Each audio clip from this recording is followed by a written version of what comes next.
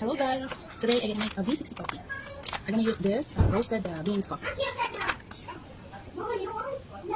So I'm gonna put here 20 grams, okay?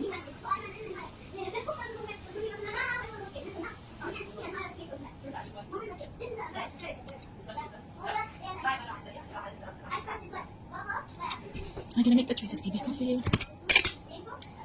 So I'm gonna put here, maglagay lang po ako ng 20 grams na coffee beans. We have the visitors, guys.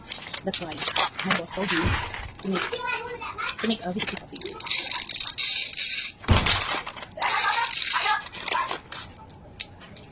So ito na guys, 20 grams na siya. So 20 grams, lagyan lang natin dito ng tubig. Nilalagyan ko siya ng tubig kasi para hindi siya mag-stick. Ilagay ko siya din sa drains.